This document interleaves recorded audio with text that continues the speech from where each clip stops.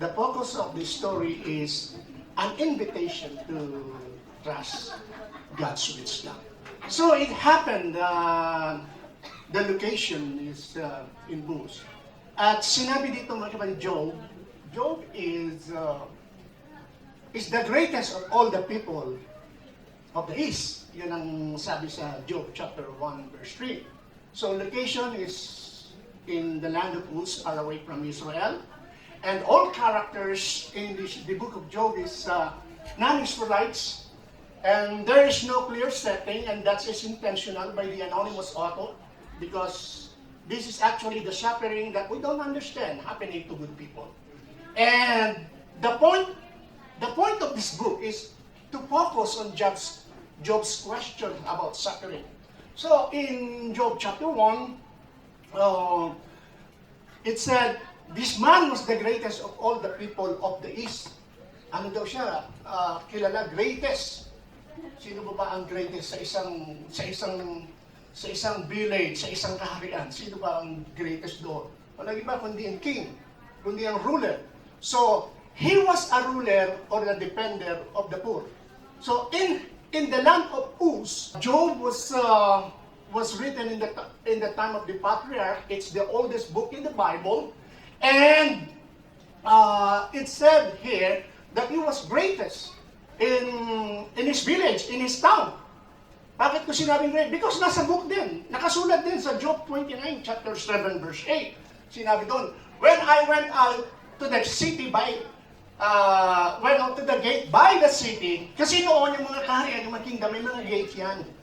And then they traded, their business transaction happened outside the gate. And then, yung mga leader doon, they have their seats. They can sit there. They can observe what's happening. And Job was the ruler of that city.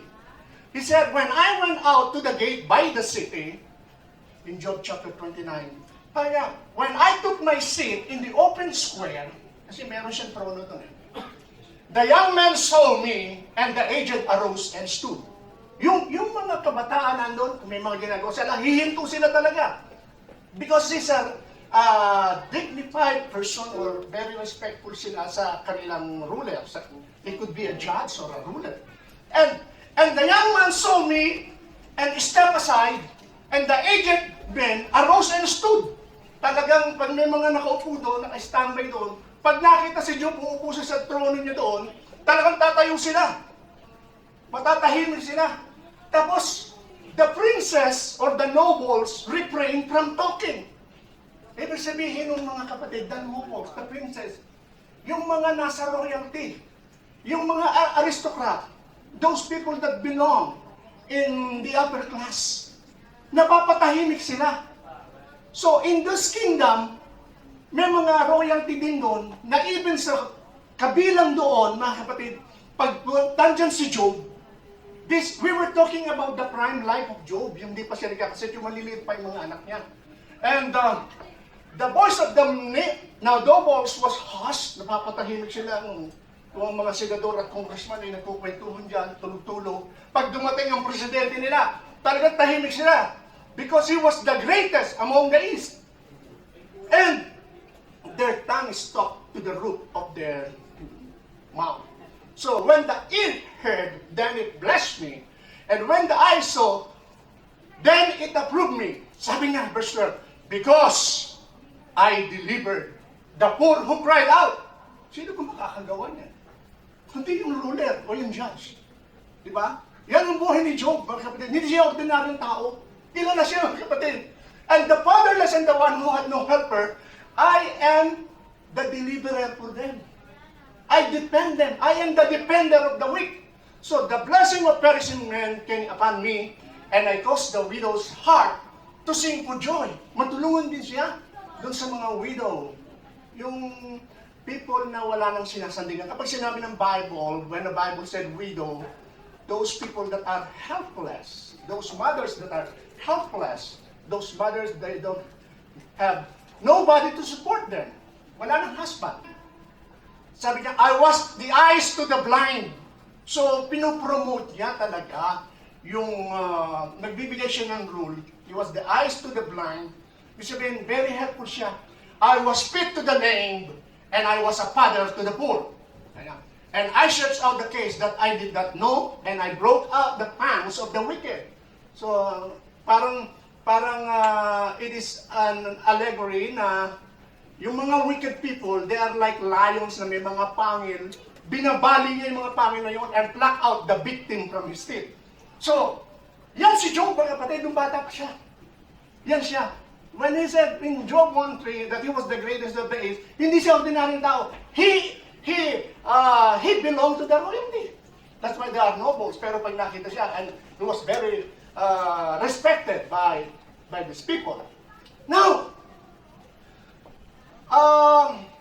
there was a day, once upon a time, there was a day that the sons of God came to present themselves before the Lord, and Satan came among them. So yung mga sons of God, tayo sons of God, we can, when we are talking about God here, and whoever is preaching in the Word of God, we are here facing the throne of God, because we are gathered together. But not all of the attendees have this in mind. They have the same spirit. Some attendees are persecutor, oppressor, and just observer. Now, it's said here, and Satan also came upon them. You know, Satan is just a Hebrew word. Hebrew word, mga kapatid. Satan is a Hebrew word. In the Old Testament, it never addressed to the name of a person. It is a Hebrew word. In Hebrew word, there is no capital letter. That's why it is not a name of a person. It's a Hebrew word meaning adversary. So, prosecutor, it could be accuser, it could be opposition.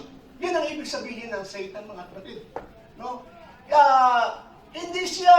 It's not supposed to be evil because it's just a Hebrew word for opposition. When you are kontrabida, you're Satan. It has no degrading effect to someone when you say evil in the Old Testament. But in the New Testament, we label that name to the devil. But when we use that word as ordinary word, the Hebrew word Satan, it's opposition. So yung mga nag-o-oppose sa presidente, mga Satan yun. They are Satan, meaning they are opposition. They are adversary. Yo, kung ikaw ay fiscal, nagpo-prosecute ka, you're Satan, meaning you are prosecutor.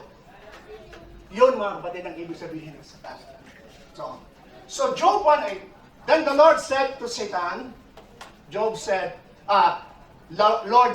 to Satan, or the Lord said to the adversary, to the one who belong to the opposition, He said, have you considered my servant Job? Kasi God is going to it's very proud if you are being righteous and you observe the moral laws of God. And there is none like Him on earth. Sabi niya, walang katulad niya. So, hindi pa panahon to ni Solomon. Kasi Solomon, there is no one like him on earth. Sa panahon ni Solomon. Pero nung wala pa si Solomon, eto si Job. There is no one like him on earth. Blameless and upright man, one who fears God and shuns evil. Now, in Job chapter 1, verse 10 to 13, eto mga kapatid, no, sinabi dito ng opposition, ng prosecutor. Sinabi ng adversary, sinabi ni Satan, oh, you have blessed his hands and his possession have increased in the land, but now, sabi niya, sige nga, stretch out your hand and touch all that he has, and he will surely curse you to your face. And the Lord said to Satan, behold, all that he has in your hand, in your power, only do not lay a hand on this person. So mga kapatid, Satan or Satan or the devil can do everything, but he has limit. Only God has no limit. But Satan has limit. So, dito mga kapatid, ang nangyari when we are going to read Job chapter 1 verse 13 to 19, Job loses his property and the children. namatay, mga kapatid, ang kanyang mga anak. Diba? At nawala lahat ng kanyang mga property. Pero anong sabi ni Job, mga kapatid, nung nawala yung kanyang mga property, did he curse God? Did he say, kasalanan mo kasi? Oh, bakit ko nangyayari sa akin eh? That time mga kapatid, medyo stabilized pa yung faith ni Job, no? Hindi pa naapektuhan. Sabi niya, naked I came from my mother's womb, and naked shall I return there. The Lord gave, and the Lord has taken away. And blessed be the name of the Lord. So nagpupuri pa rin siya, di ba? He's not being affected by that sufferings that he was experiencing. Kaya nagpupuri pa rin siya. Di ba ganyan tayo? Yung active tayo sa pananampalataya natin, when we are being active, we are full of the Word of God, and we are prayerful, we are not affected by any kind of suffering. Amen? Now, this is great attack.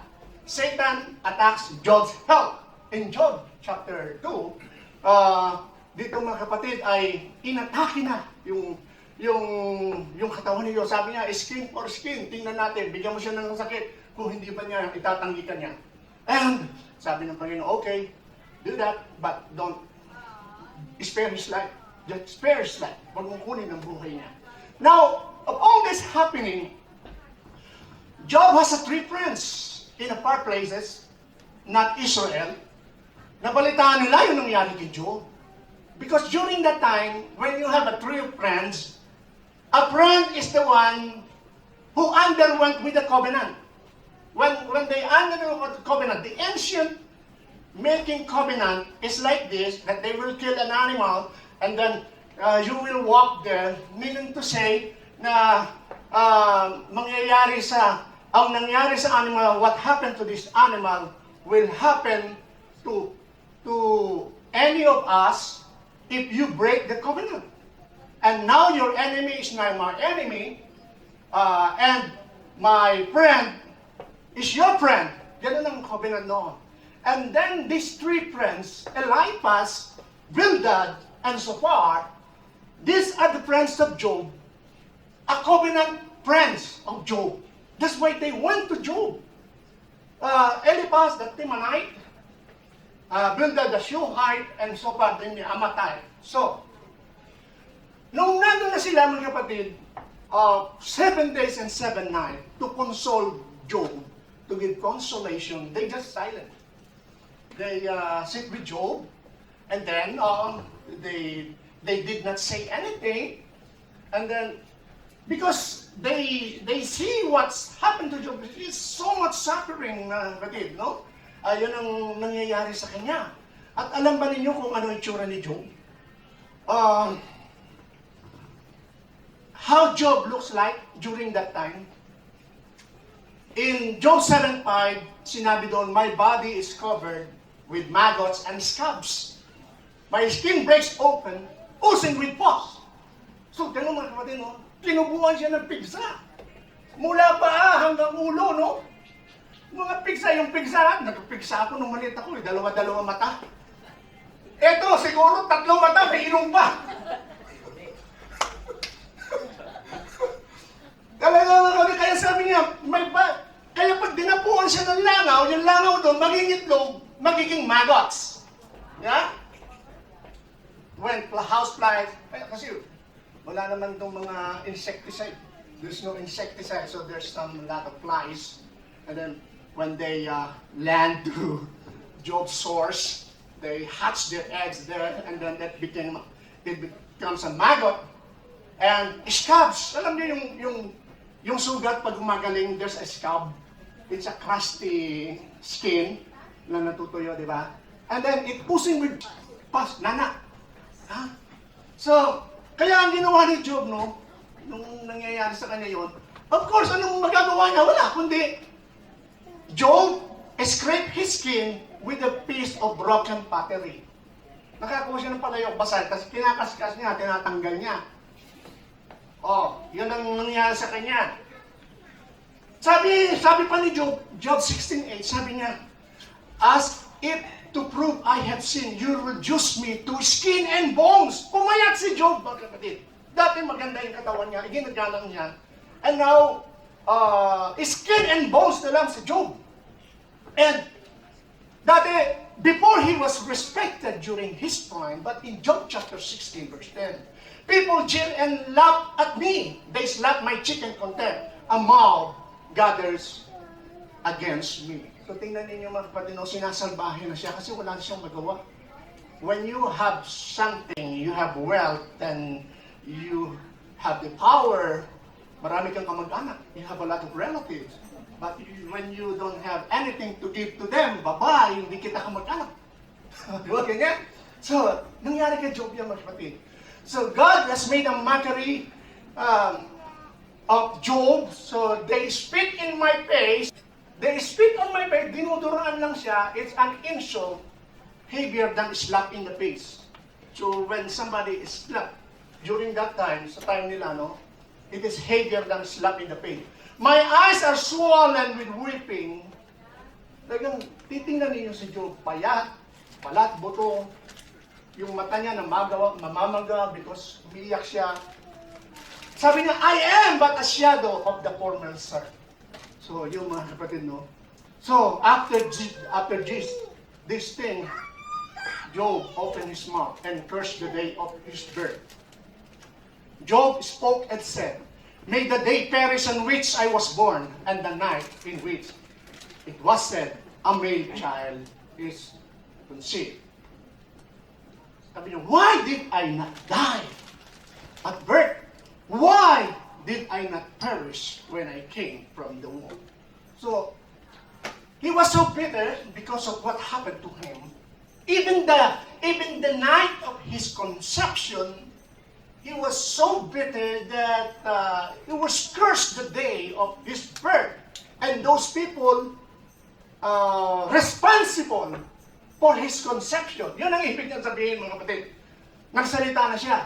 Now, at dahil dito, nagsalita na ngayon yung kanyang friend. These three friends supposed to be a consolation to Job. There's a series of speeches. The consolation becomes a debate. The person, ang sabi ni Eliphaz, Job has sinned. So, he judged Job. Sabi, surely you have instructed many. Sabi niya, nung bata ka pa, marami kang tinulungan. Pinapalakas mo ang loob ng mga tao. You have strengthened weak hands. Your words have upheld him who was stumbling, and you have strengthened the people's knees. But now it comes upon you, and you are weary. It touches you, and you are troubled. Bakit?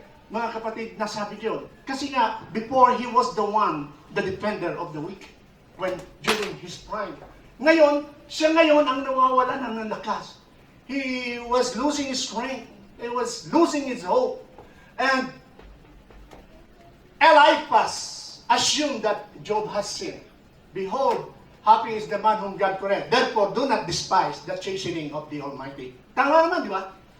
Tama yun, but it's only half truth. We will learn that in the book of Job. That not everything na sinabi dito, this is the, what you call, the justice theology. And we know that when you do good things happen to you. When you do bad things happen to you. But what about Job? It's good. It's not bad. It's not wicked. He suffered a lot. So, Eliphaz the Temanite, he was having this justice theology that people get what they deserve.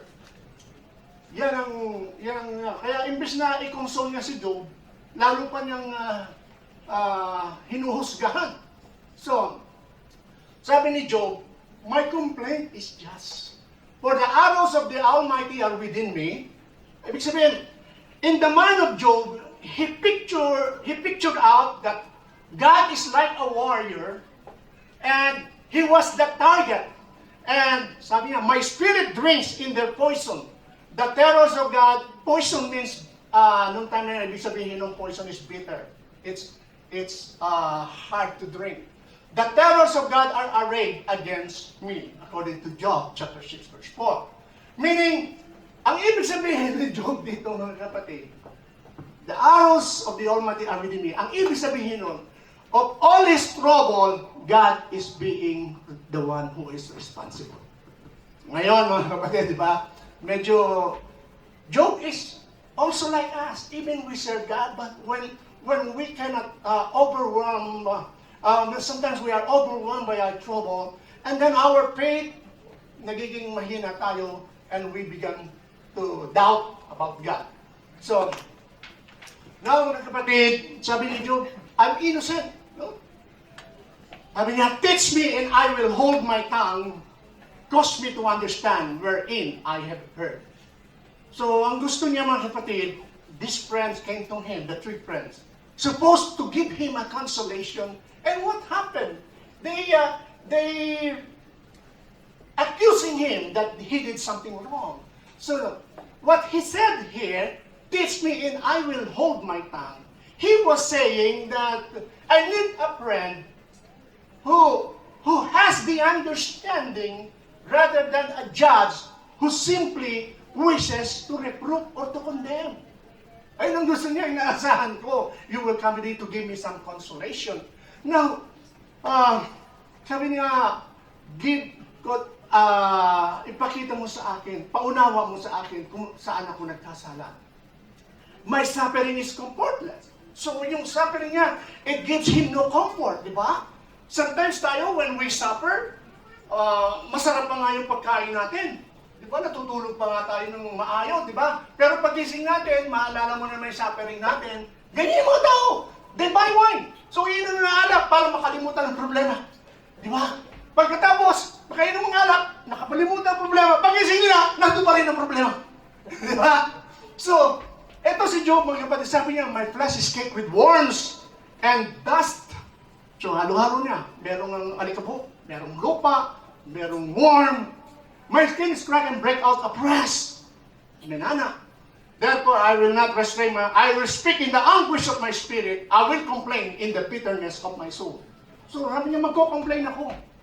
Magko-complain ako. Kung babasahin mo nga niyan, sabi nga, yung mga wild donkey nga sila nga ay umaatungan pag walang fresh grass. Oh. Yung mga tao nga, nagre-reklamo nga sila pag walang asin yung itlog. Sabi niya, so, I will complain in the bitterness of my soul. So, he was really affected. Eto ngayon, the second friend, Bildad, the Shuhite, dumating doon mga kapatid. Job was expecting that he will give him a consolation. But what happened is, Bildad, he said, does God subvert judgment or does the Almighty pervert justice? If your son has sinned against him, he has cast them away for their transgression. So, sabi naman ni Bildad, mga kapatid, he viewed the suffering of Job as a reward for the wicked. And believing that the idea of retribution, Bildad failed to listen to Job's pain. So, Bildad, the second friend of Job, he believed in the idea of retribution. You do good, good things happen to you.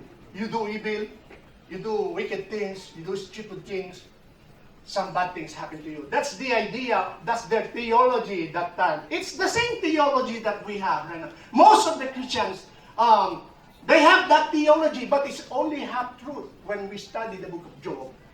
Bildad, believing the idea of, Bildad failed to listen to Job's pain. So sabi niya, behold, God will not cast away the blameless, nor will He hold the evildoers for Him. Tapos sabi ni Job, wala na sa pag-asa. Because he was expecting that his friend will be there to give him some consolations. But Job said, there is no mediator. Wala. He crushes me with a tempest and multiply my wounds without cause. Now, it is all one thing, therefore I say, He destroys the blameless and the wicked. Sinabi ni Job, He destroys the blameless and the wicked. Yun ang conclusion ni Job. He was refuting or he was contradicting Bildad's claims on verse 3 na sinabi dito mga kapatid na ni Bildad, does God subvert judgment? Does the Almighty pervert justice. So paniniwala niya, hindi mangyayari injustice sa'yo kung wala kang kasalanan. So sinabi pa dito sa verse 20, behold, God will not cast away the blameless, nor will He uphold the evildoers. Totoo naman yan, pero half-truth lang yan. Kaya sinabi ni Job, mga kapatid, he contradict is, it's all one thing therefore, I say He destroyed the blameless and the wicked. It's one thing. You know, brothers and sisters, doing good, when you do good, God has no obligation to give you or to reward you. It's upon God's will. It's upon God's free will. That's why in the New Testament, we are told, because we are not exempted from suffering, even if you go to church every Sunday or every day, it's not an assurance that you will have no suffering. That's why in the New Testament, it was revealed to us, pray without ceasing. Yun mga kapatid, ang pangontra doon. Kasi hindi assurance na hindi ka magkakaroon ng suffering. Kaya nga, in Ecclesiastes, chapter 8, verse 14, Solomon said, there are good people, but what they get is the wicked deserve. Bad things happen to them. And the wicked people, only good things happen to them. It is meaningless. Ang ibig sabihin nun, when we are still on this planet Earth, whatever happened to us, without persecution or with persecution, we are wealthy or not, it's meaningless. But the true meaning of life, when Jesus Christ said, I am the way, the truth, and the life, the true meaning of life is the life after death. That when you die, you are in the bosom of Abraham, and one day you will rise up, because Jesus is the Redeemer of our soul. Hallelujah! So sabi na naman ni Job, I would plead with God. Sabi niya, I will speak in the bitterness of my soul. I will say to God, do not condemn me. Show me why you contend with me. Show me why you contend with me. Sabi niya, give me the right to complain. Job was demanding here that God give him a fair trial through proper court protocol. Parang sa court of heaven, di ba nangyari? Satan was there. And he was asking God, because hindi niya na makayanan talaga. Suffering is too much. Job 10:7.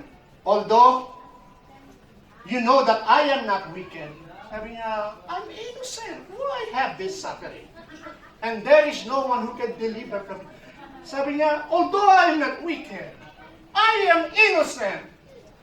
But I know I cannot do anything. There is no one who can deliver you from your hand. Because you're powerful, God.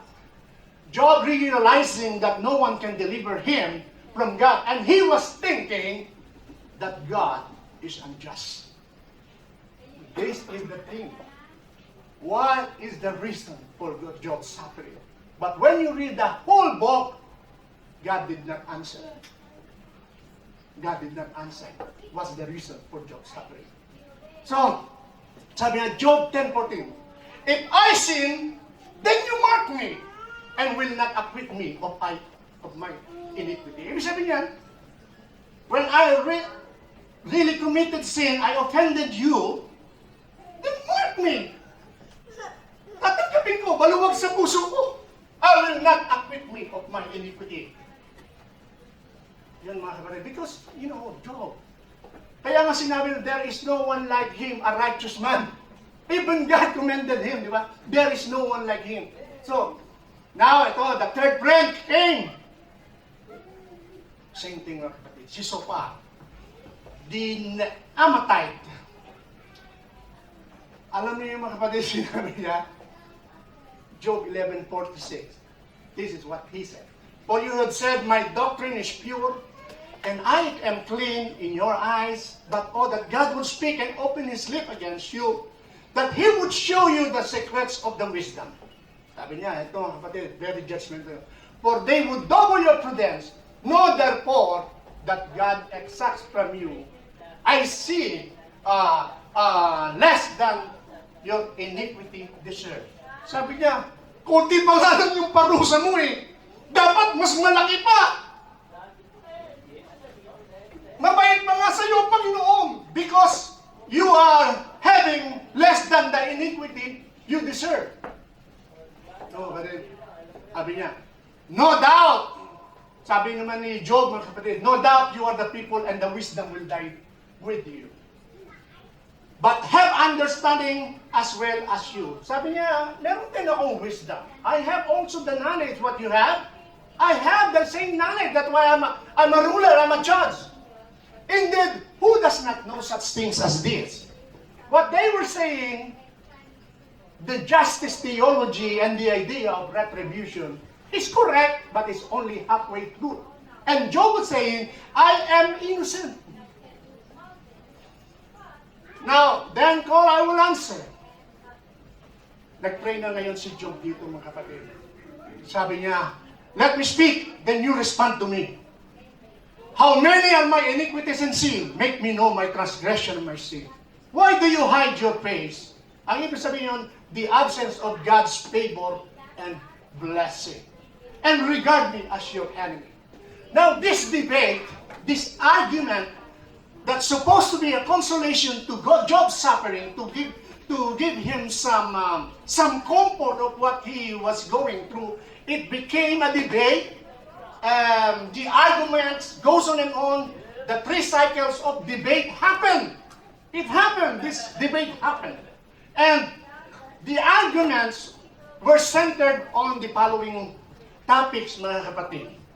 Ang argumento, mga kapatid, na yun ay nakasentro sa mga topic na tinakil doon sa kanilang pagmamahal. Is God just? Does he run the world according to justice? Why Job suffer being an innocent victim?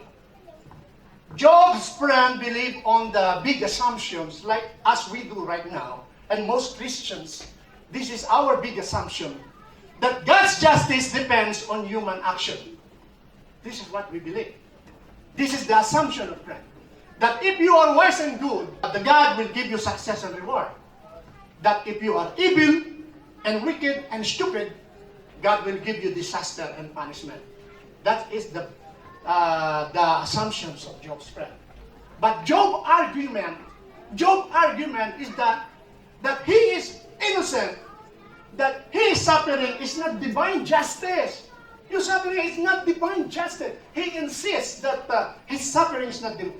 And Job's conclusion, that's why, because of this so much suffering and agony, in his anguish, his conclusion is that God doesn't run the world according to justice, and God is unjust.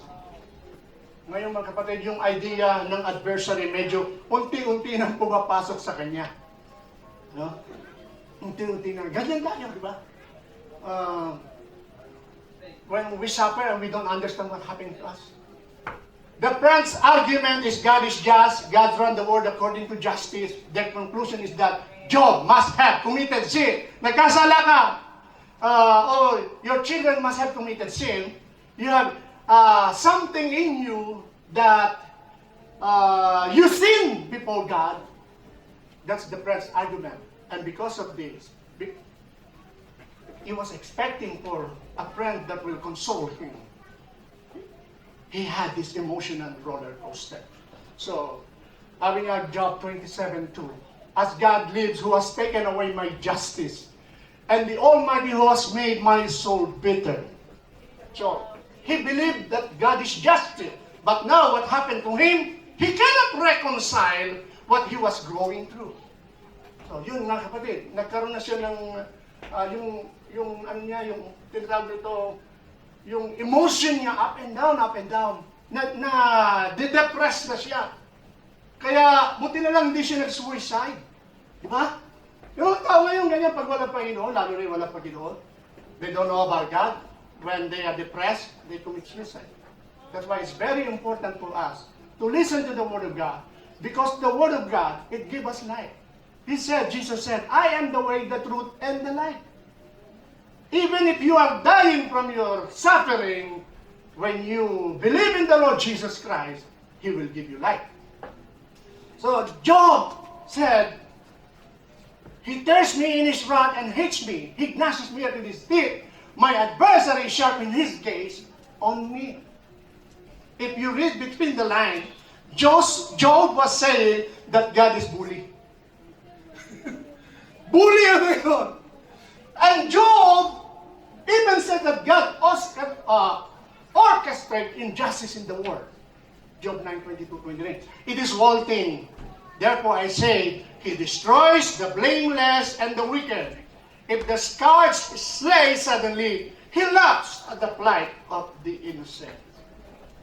Hindi kumitibo ang Diyos. Job, last statement is this. Because of the suffering, because of the arguments and debate, he said, he asserts his innocence. And he demands an explanation from God. Sabi niya, I sign my defense. Let the Almighty answer me. Kasi wala siyang makita talaga. He searched himself. He's innocent. Wala siyang makita na ginawa niya against sa will ng Panginoon. He become a defender of the weak. So, sabi niya, I sign my defense. Let the Almighty answer me. Now, there's the appearance of the fourth person. He's not a friend of Job, but he was a young man, and he was watching the debate going on, and he was not interrupting, because when you are a young man, as a sign of respect, you don't speak to the older people. That's the ancient Near Eastern traits, no? So, the Elihu was the Buzite. He acts like a mediator to God. He was a Buzite. Hindi siya buset. Yung tatlo, buset. Eto, Elihu was a Buzite. Alam niyo yung Buzite, I don't know if it's related to son of Nahor. Nahor is Abraham's brother na nagkaroon ng anak si Uz. So, Job came from the land of Uz. The second brother is Bush. Hindi George Bush. Bush. Kaya naging Buset. Busay. So, I don't know if they rejected. But, in the Talmud, the story of Job, even the Islam, they consider Job as a hero or a prophet. And in the Islam, sa kanilang libro, mga kapatid, his real name was Jobab. It's from the generation of Esau. It's the fifth generation from Esau. But we don't go into the details of that, because the focus of the book of Job, why does the good or righteous person suffer? Ayun ang focus, mga kapatid. No, his argument is that God is just. The same thing. God is just, according to Eliphaz, according to Bildad, according to Sophar, God is just. The same thing. His argument, the same thing. God runs the world according to justice. Yun din, mga kapatid, ang kanyang theology. But his conclusion was different from the three friends of Job. That suffering may be a warning to avoid future sins. Or suffering builds character. Amen? Yun, mga kapatid, no? Suffering, it could build character. Yan ang idea niya, sinasabi niya. Like the story of Joseph. Joseph was a righteous man, but he was incarcerated. He was put into prison. He was sold to and became slaves. But the plan of God is at the end. You can see why that suffering happened to Joseph. Now, the same thing. It's happening to Job. And here, the appearance of Elihu came. The young man, isa tong marites nakikinig sa usapan. So, Eliphaz, Bildad, si Sophar, nakaupo sila. And then, Job, nakaupo din dahil sa kanyang Eto si Elihu, siguro nanonood to, nakikimarites. Now, sabi niya, magsasalita ako. Nagalit si Elihu. He said, sabi niya, God is just. God is just. The word run by God according to justice. But my conclusion is different from you three. Sabi niya, suffering may be a warning to avoid future sin, or suffering builds character. Yun ang nga niya. Now, Elihu doesn't know the answer for Job's suffering, but he said, Job was wrong to accuse God the cause of suffering. And Job did not respond to Elihu. Ito mo sa tatlo, Job will speak, then Eliphaz will reply, and Job will reply, and Bildad will reply, and then Job will speak, and Zophar will speak. So there's an exchanging of argument. There's a debate. For 3 cycles it happened. Sumasagot si Job, but not for Elihu. When Elihu speak, Job did not respond to Elihu. Now, ito mga kapatid. God in the whirlwind, chapter 38:41. Nakikita sila ng Panginoon. God respond to Job accusations. Sinagot niya si Job because he was being accused as is the one running injustice in the world. God gave Job a virtual tour of the cosmos and asked series of questions. God did not answer directly what's the cause of Job's suffering. But as we all know, it happened in the court of heaven that Satan went there because he roamed up and down, and then he went there and accused Job. That's the ministry of that angel, to prosecute. God gave Job a virtual tour and asked series of questions. God said, where were you when I laid the foundations of the earth?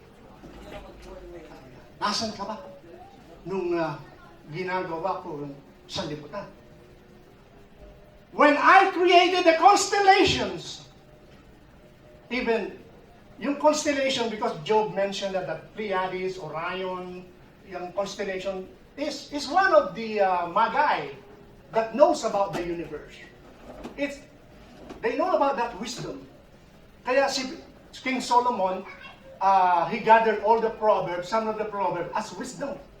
So it's a wisdom of ancient Near East, sa Mesopotamia. So, tinanong siya ng Panginoon, when I created the earth, nasan ka ba? When the sun sets, where are you? Alam mo ba kung sumisikat ang araw at lumulubog? Sabi niya, do you know the pattern of the eating habits of the mountain goat? Do you know the pattern of that? Hindi mo alam.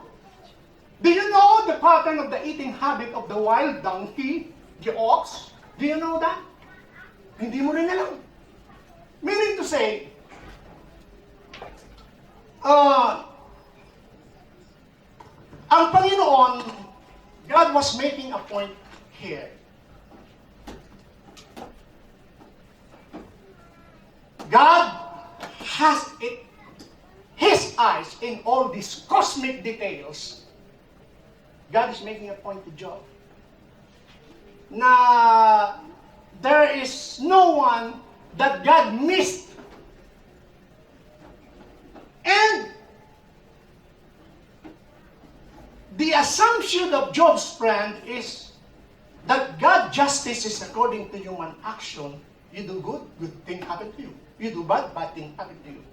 But God is making a point of Job that Job has very limited perspective. What he sees is the horizon, but he cannot see what's lies ahead. Yung nasa unahan ng horizon. That's why God made a virtual tour for Job. He was making a point. God was saying here that there was a deeper assumption that Job and friends have limited perspective about God running the world. God's response to Job, he was saying that the universe has a vast complex or place, and God has his eyes on all of it. And Job doesn't have the advantage to see beyond. Job doesn't have the vantage point because of his limited perspective. Divine injustice for Job's point of view needs to be seen in the larger view. And Job was not in the position to accuse God.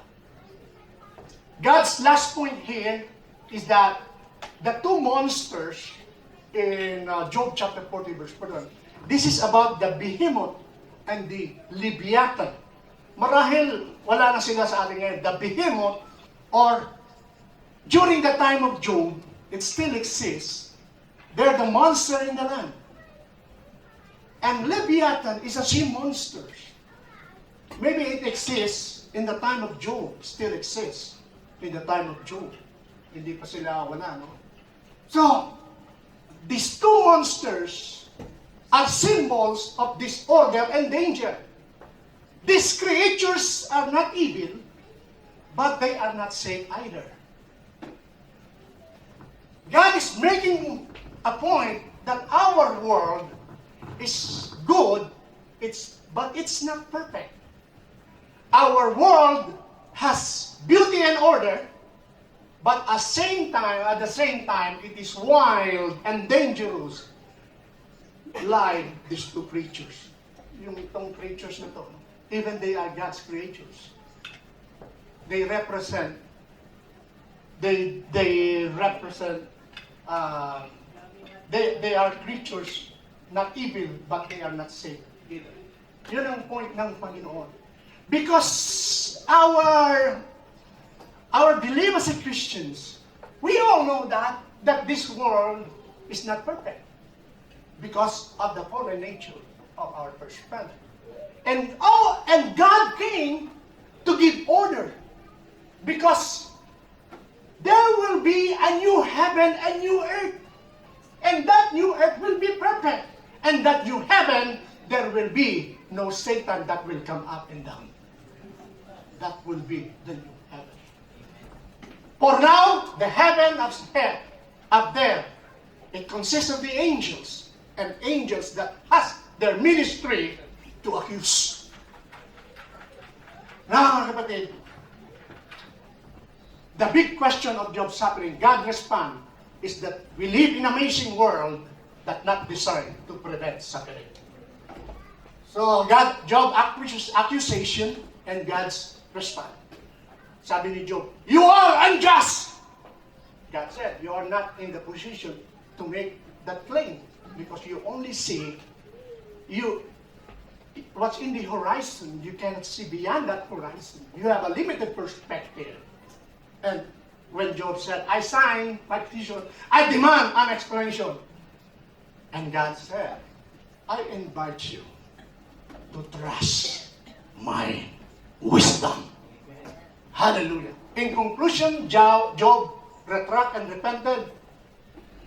And even though the friends of Job, they are saying things, when you read it, it's true, but the justice theology and the idea of retribution, it's true, and we all believe about that. Most Christians believe that, but now we learn that it's only halfway.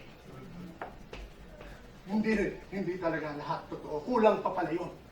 And God rebuked the three friends of Job that their ideas of God's justice is wrong and too simple to the complexities of God's wisdom. God said, Job has spoken right about me. Diba, inaccuse niya God unjust? Yeah? But even though God commended it, Job spoken right about me. Ibig sabihin nun, it is not wrong to ask question for something you don't understand. Talk to God. Like a person that you can see.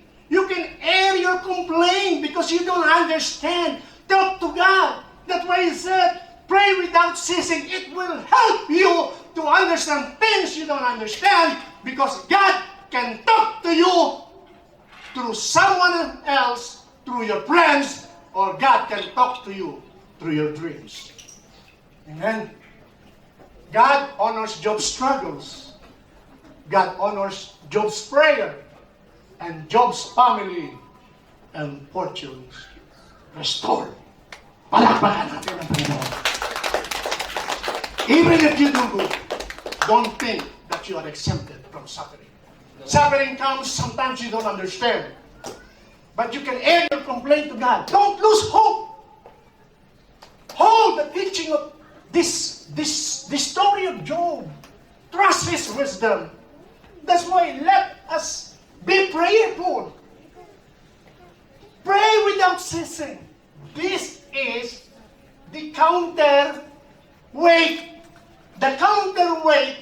so that you will be protected. Because wherever you go, there is Satan, there is an adversary, there is a prosecutor. Even if you are righteous before God, God is not obligated to give you a blessing. It depends on God's sovereign will. Amen. To counter the suffering, be prayerful.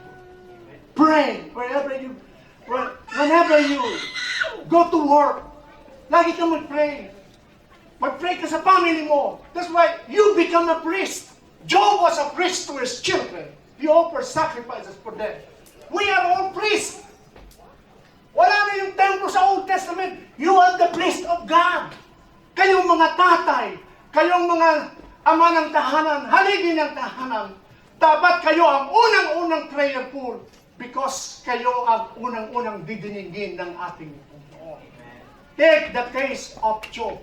He is the priest of God, but he suffered, he was not exempted, but all these things happened to test his faith and to trust the wisdom of God. Palakpakan natin ang Panginoon.